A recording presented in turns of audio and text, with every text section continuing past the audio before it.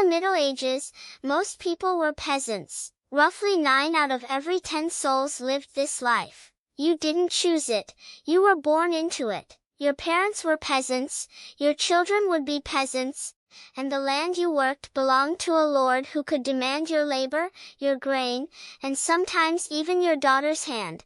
A peasant's house was usually a single room made of wood, mud, and thatch. The floor was packed dirt. People, chickens, and sometimes pigs all shared the same space. Smoke from the open fire had nowhere to go, so it hung in the air and blackened the walls. Privacy did not exist. Families slept together on straw mattresses, and when winter came, the animals often came inside too for warmth. It was crowded, smelly, and full of fleas, but it was home. A peasant's day began before sunrise and ended after dark. Men plowed fields with heavy wooden plows pulled by oxen. Women spun wool, made bread, milked cows, and cared for children. Children worked as soon as they could walk. There were no weekends, no holidays in the modern sense. Even on saints' days, many still had duties. The strangest part? Peasants rarely owned the land they worked. They were bound to it. Leaving without permission could get you dragged back or punished.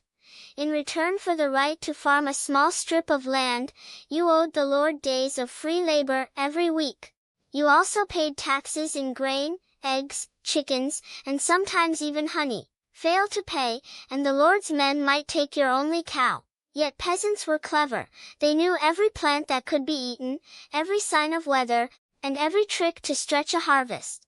Their survival depended on it. Forget fancy feasts. A typical peasant meal was thick dark bread, pottage, a vegetable stew, and maybe some cheese or onion. Meat was rare, often saved for Christmas or Easter. Ale was safer to drink than water, so even children drank weak beer. Strange habits filled their tables. They ate almost every part of an animal when they had one.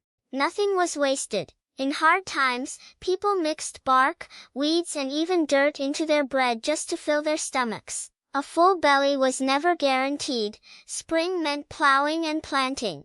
Summer brought long days of weeding and watching the sky for storms. Autumn was harvest time, the most important and exhausting weeks of the year. Winter was for repairing tools, spinning wool, and trying not to freeze or starve. One bad harvest could mean death. Peasants watched the weather like their lives depended on it. Because they did, the lord of the manor held almost total power.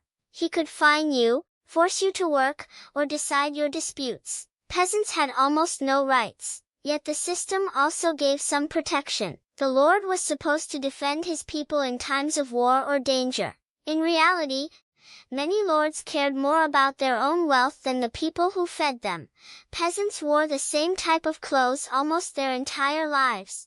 Men wore simple tunics, rough wool trousers, and leather shoes if they were lucky. Women wore long dresses with aprons. Most people owned only 1 or 2 outfits. Clothes were rarely washed.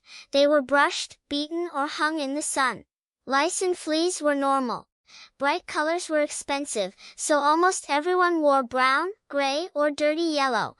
Love was not the main reason people got married. Families arranged marriages to gain land, animals, or strong workers. Girls often married at 16 to 18. Boys a little later. The wedding was simple, a short church blessing, some food, and dancing. Divorce almost never happened. If a husband died, the widow had to work even harder. If a wife died in childbirth, which was very common, the man usually remarried quickly. Night was terrifying. There were no street lights. Wolves, thieves, and evil spirits were real dangers in people's minds. Peasants believed in witches, fairies, and demons. A sudden illness was often blamed on a curse. They hung herbs, said prayers, and sometimes paid the local wise woman for protection. The church warned them against magic, but old beliefs never fully died. Half of all children died before the age of 5. Disease, hunger, and accidents took many lives. Parents loved their children, but they also treated them roughly by modern standards. Children worked from age 5 or 6. They scared birds from fields, collected firewood, and watched animals. Most peasants never learned to read or write. Their school was the field and the seasons. Life was hard, but peasants knew how to celebrate. Christmas, Easter and harvest festivals brought music, dancing, games, and extra food. People drank ale, told stories and forgot their troubles for a day. May Day was full of flowers and dancing around the maypole. These days of joy kept their spirits alive through long, dark winters. The church controlled almost everything. Peasants had to attend Mass, pay church taxes, called tithes, and follow strict rules. Sundays were holy, no heavy work.